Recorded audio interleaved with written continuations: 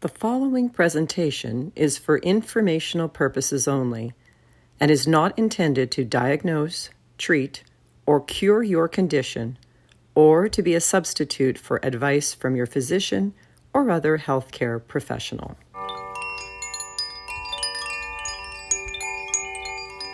Welcome to Tools for Healing and Wellbeing. I'm your host, Elaine Jagelski. In this episode, we'll explore a modality I've termed Yovasha. It combines breathing practices, vagus nerve stimulation, fascial exercises, and even some lymph movements. The lymphatic system is part of the immune system. It keeps your body fluid levels in balance and defends the body against infections. Lymphatic vessels, tissues, organs, and glands work together to drain a watery fluid called lymph from throughout the body. Lymph collects fluids from your tissues and returns them to your blood. It carries nutrients and proteins to your cells and tissues. It also collects any harmful substances found in your cells and tissues. The combination of the various movements potentially puts the body into a state of rest, rejuvenation, and healing. It stimulates the parasympathetic nervous system, the rest and digest one, which signals to the sympathetic nervous system, the stress one, that you are safe and it is okay to relax.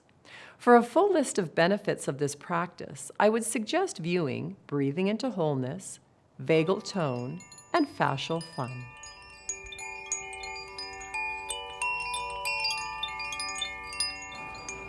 Welcome to this episode. So would you mind introducing yourself? Hi, I'm Marsha McEwen. I'm a retired nurse, and I've always been interested in healing of any modalities, sound and healing, therapeutic touch.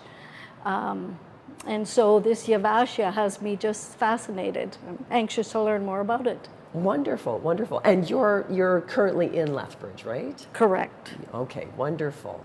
All right, excellent. So I'm just going to talk you through kind of the sequence as we go through it. And the whole concept of Yovasha is something that I kind of put together to try to assist to get the body into a sort of regenerative, rejuvenating mode. Definitely moving more into that parasympathetic nervous system rather than the sympathetic, which is the stress, the fight, flight, and getting into the rest, digest modality. So we're just going to begin with some breath work. So this will be a mini version of what a class would look like. But even if a person wants to do any one of these things or combo up some of the pieces, then wonderful. Do it in that way. That'll work perfectly well. And you've had a little bit of experience with this. So you're not brand new to this. That's you do right. have some experience, which is great.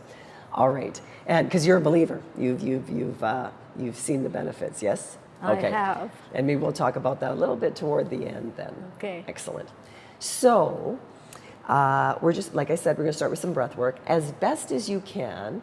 And today we're going to focus on movements that a person could be doing just even watching this seated, maybe some standing. And so you want to, as best as possible, align your ear over your shoulder, over your hip.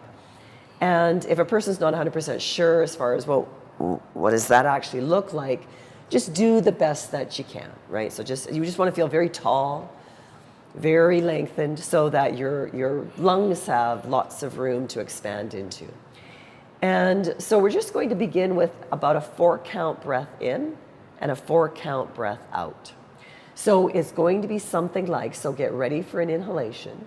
So it's a breathe in, 2, 3, 4, and out, 2, 3, 4, and in, 2, 3, 4, and out, 2, 3, 4, and in. Now continue with that rhythm on your own. And exactly, eyes can be open, they can be closed. Closing allows for about 85% of that external stimuli to be removed. But whatever a person might be comfortable with. And so continue with that 4 in, 4 out. If that feels too fast, slow it down a little bit. If it feels a little bit too slow, then speed it up slightly. So making sure that it's a comfortable, rhythmic breath. Wonderful. Then from there, if it feels okay, wherever you are and you're in the rhythm of it, after your next inhalation, you are then going to hold for 4 counts. So in your pattern, it will be an inhalation for 4, holding the breath for 4, exhaling for 4, and then inhaling for 4. So we're making it's a kind of a triangle or a pyramid breath at this point in time. And it's great, so just keep that rhythm going. And so it's great to hold your breath at times.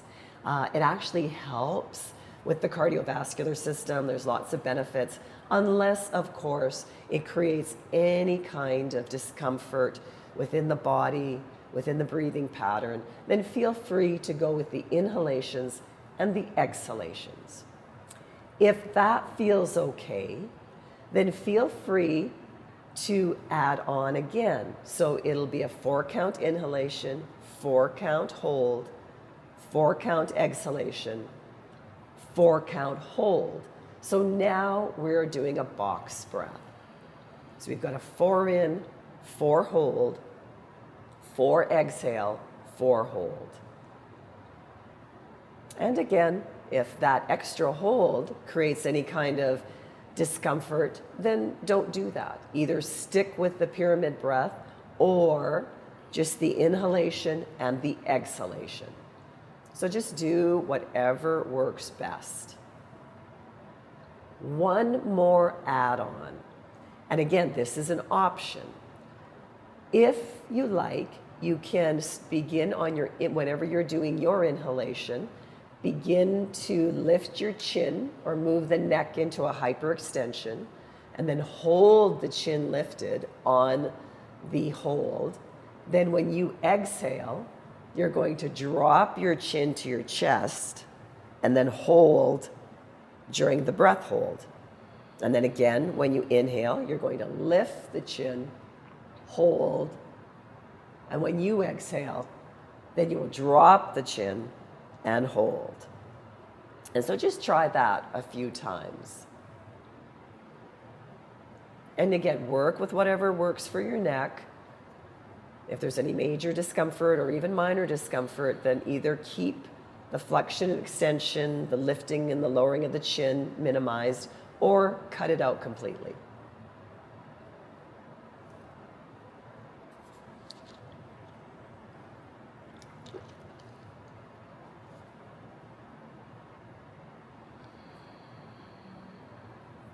Wonderful. All right. Just let that all go. Just let that all go. All right.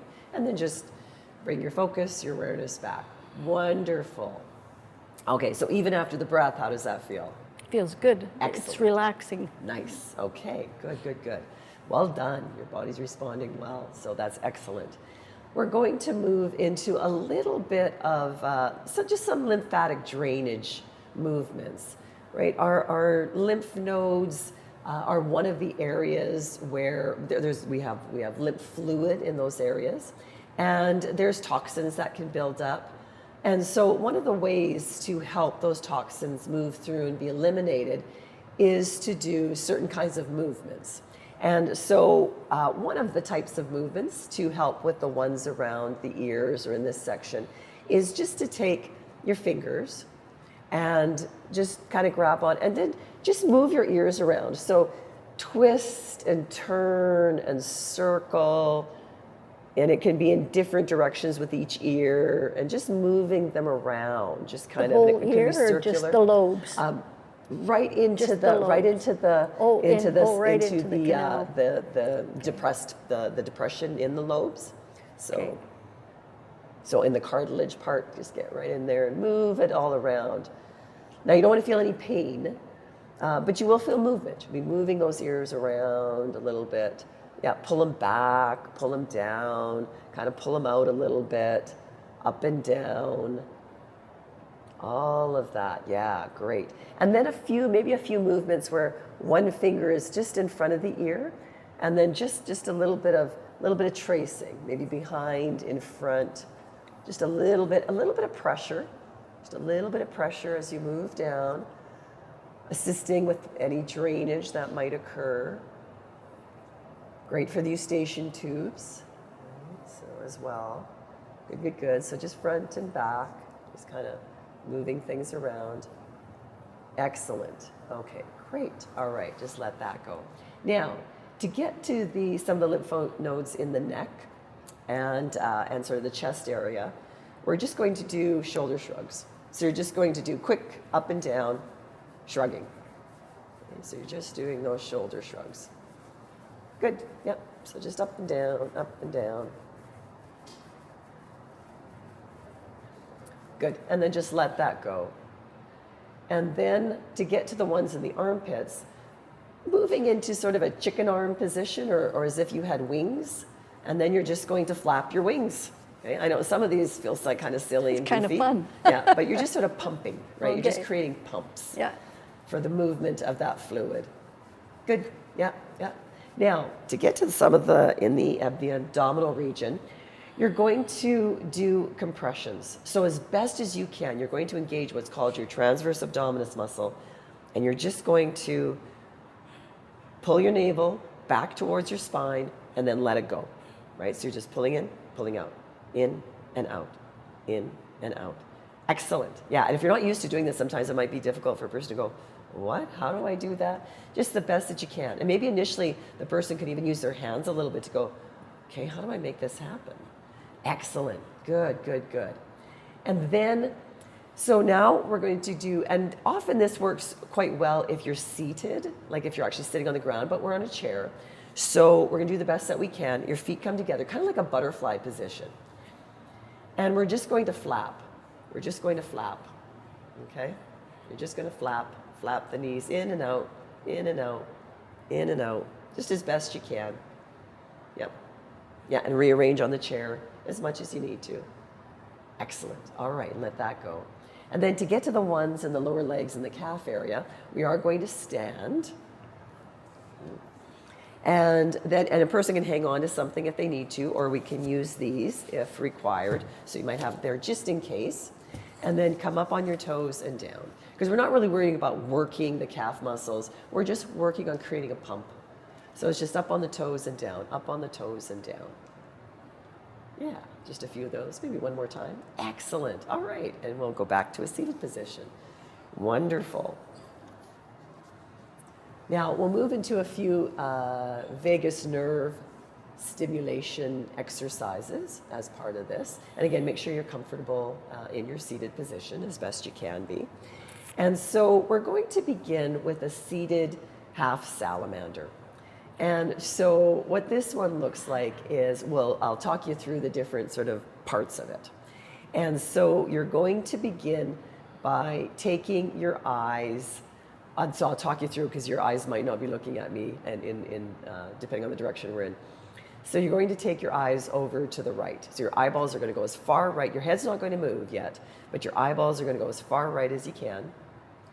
And then you're going to start to rotate and tuck your chin into your right shoulder. Right, good. And then you're going to try to bring that right shoulder as close to your right hip as possible. Okay. Yeah, so then that left rib cage is going to be sticking out a little bit. And we're just going to hold. So usually it's about a 30-second hold or so. So it's about 30 seconds or so.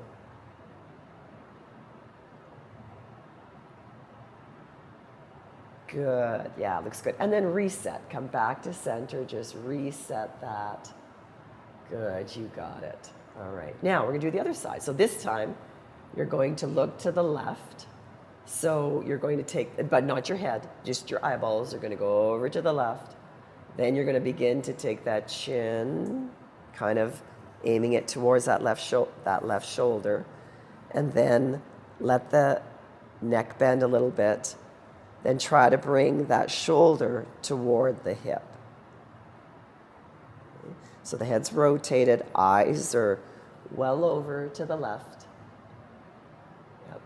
And if this happens to create, by having those eyes, and then we're just going to hold, if having those eyes so far over creates any kind of discomfort in any way with the ocular muscles, with any sort of dizziness or nausea, or anything like that, then perhaps closing the eyes may be useful to alleviate some of that, hopefully. Wonderful, wonderful. And then just reset back to center. Back to center. Good. Excellent, excellent. Okay, we're going to do one more for the vagus nerve. And so we're going to clasp your hands, lace them, if it feels okay for the shoulders. If not, then do it without that part. And just your thumbs are kind of along the base of the skull. Again, you're going to take the eyeballs over to the right. The head doesn't move, but the eyeballs are going to go as far to the right as they can. And until you feel the inclination to sigh, to swallow, or to yawn. And then when that occurs, take your eyes back to center and then over to the left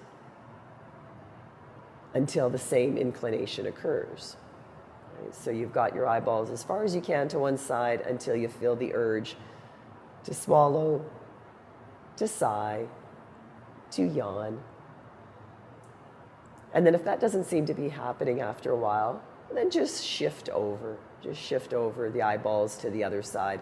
And so sometimes with that, it just takes a bit of practice. So then you would take your eyeballs over to the left as far as they would go. And once again, until you felt the inclination to breathe, to sigh, to swallow. And as before, if that doesn't seem to be happening, it's okay. Just take your eyes to center. It's just an indication of a few different things that maybe that vagal nerve needs a little bit more toning. And usually with a little bit of practice, then you'll find that inclination starts to happen more quickly. All right, perfect, good. And just relax your arms, relax your arms. Good, excellent. How's that feeling so far? Feels good. Okay, good. So now we're going to get into just a little bit. So there's a number of ways to work with the fascial tissue. And one of those ways is any kind of a ball. So feel free to grab your ball if you like. And then just using rolling or pressure. Same thing can be done with a roller or a pool noodle. Pool noodle doesn't have quite as much tension, but still it can be utilized. Even a rolled up towel or anything along those lines. A person can get creative to apply pressure. So there's a number of different ways to work with that fascial tissue. I'll talk a little bit more about that in a moment. So seeing as we're in a seated position, we're actually going to work with just a little bit across the hip. And so you might lean over and just place that ball closer to the hip joint. Now, of course, feel through. If there's any discomfort, then maybe move that ball or avoid that side if there's something going on specifically with the joint. And then you're going to move around on the chair a little bit and feel so you're just rolling across that hip joint, kind of into the top of the hamstring, into the glute area, and into a part of the superior fascial back line. Good, yeah, using kind of just scooching around in that chair a little bit. And then it's slippery. Is there a point, is there a spot that you can feel there? Mm-hmm. Okay, hold it there. We're just going to hold it there. Okay. Now, if a person finds a spot where it's like, ooh, yeah, I can really feel that. But if it's really intense, then it's probably advantageous to start a little bit further away from the nexus of it, the center of where it's really uncomfortable, and then gradually move in more closely as the tension decreases from a point further away. I'd call it a good hurt. Yes, Yeah. I like that, Yeah. a good hurt, yes, Yeah. exactly. Good, and then just take that away. Okay. Now, and of course you would do the other side, but we're kind of doing an abbreviated version. Okay. So then you could take that ball, and we're going to use the back of the chair, and so you might sit away a little bit so you can provide a little bit of pressure.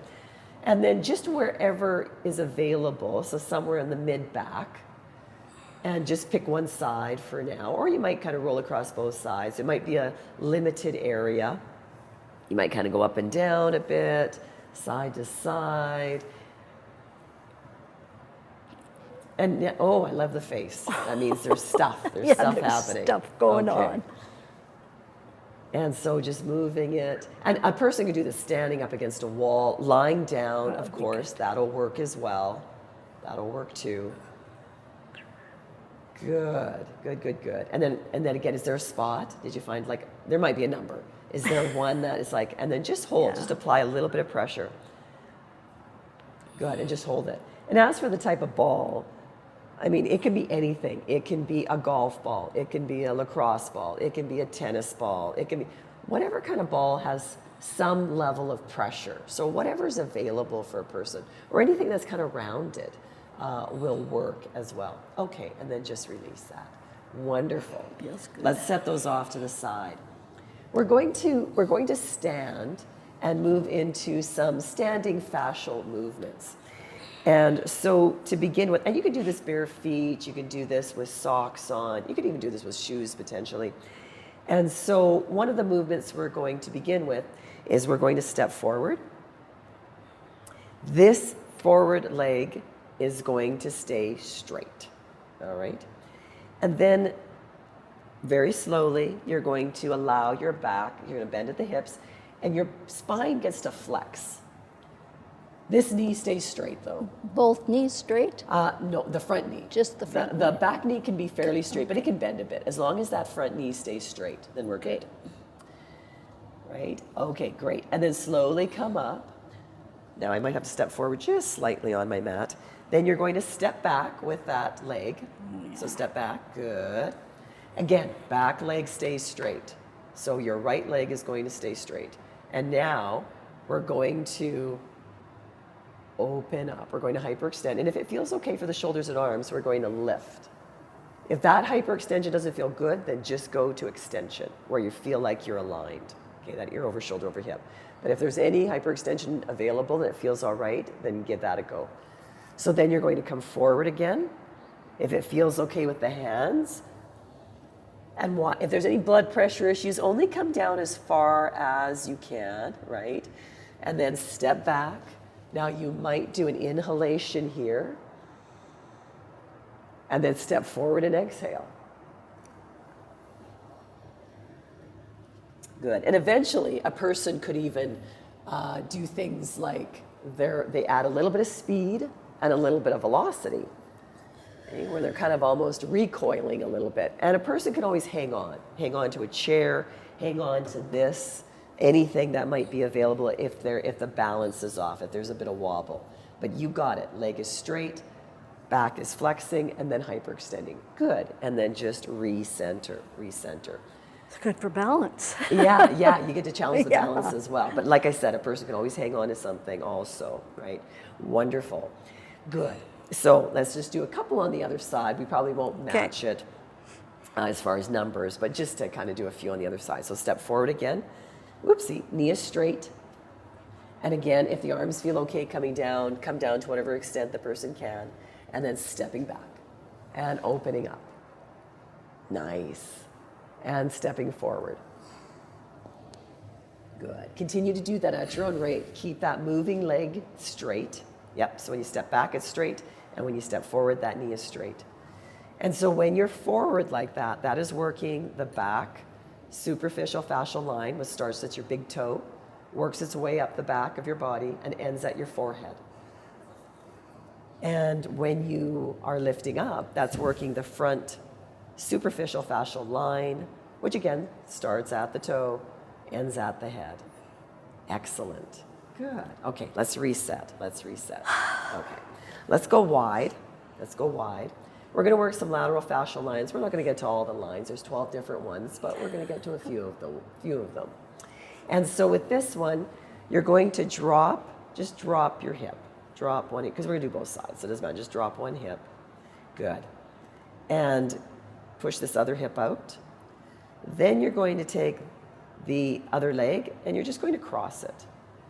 You're just going to cross it, and then push the hip out. Good. And then feel free to grab that roller and stick it in front of you if you Yeah, like. good idea. Yeah. Good. And then step back out, push out the hip. And if it feels okay, so you can always hang on with one arm if you like. If it feels okay, either bring hand to the shoulder or the arm can reach. Right? Starting to get into some of those arm lines. And then come across, open up. Now open up this side. But again, like if a person's hanging on, then you adjust the arms accordingly, right? Okay. Like hang on, maybe only one arm does the movement. That's okay. That's okay. So we're working some of those lateral fascial lines. So coming across, good, just as best you can, and then back over. Excellent. All right, and then just reset. We'll do a few on the other side. So let's let that hip come out, the other hip. Now this time, this side drops. Good. I feel like I'm doing the same side. I lied. It's this side. This side drops. Good. You knew what was Okay. happening. Okay. Now Okay. we're going to cross over, and now this hip way. is going to push out. Okay, now it'll go out. Okay. Good. And then you can step out and let the hip drop, and then we start adding some movement. And so with these fascial lines, and then at your own rate, just continuing to breathe, a person might have tension, it might be a headache, let's say. Let's say they have a headache in their forehead. And as was mentioned with that back superficial fascial line, that starts at the big toe, then, okay, you just reset, and then we'll just have a seat. Okay. And so with that, what can happen is that there can be tension anywhere along the body that's creating the tension, even though it might be felt here through this area. It might be due to something else, or anything. If there's discomfort in a certain area along those lines, then it could be due to a totally different area, as far as that's concerned. So that's a little bit of a practice. It's just little bits and pieces. And how is that for you? And how has your experience, not only in this session, but in others, how has that been? It's amazing how these exercises feel simple, but how deeply they work. Yeah, like after our classes the next day, and probably for 2 or 3 days, I feel the areas that we've been working. So it's wonderful. Excellent, excellent. Yeah. And have you noticed any changes, especially from when you first began? I've got very arthritic hands. I'm 75. And when I started, I could barely put my hands together. And now I'm very pleased with the flexibility in my hands. Excellent. All right. Well, thank you so much, Marcia, for being willing to be part of this episode. I appreciate you being here. And so thank you for joining me. Thank you for the opportunity.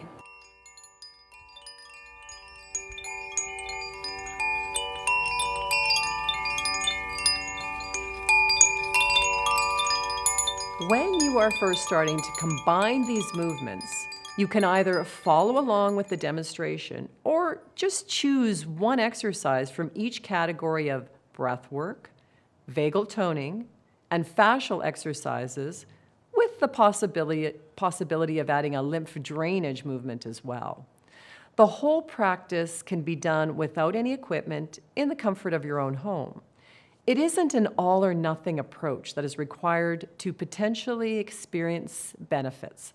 Do your best to begin with one or a few movements that seem to stand out or seem doable for you. Your body is going to enjoy your focus on assisting it in feeling better.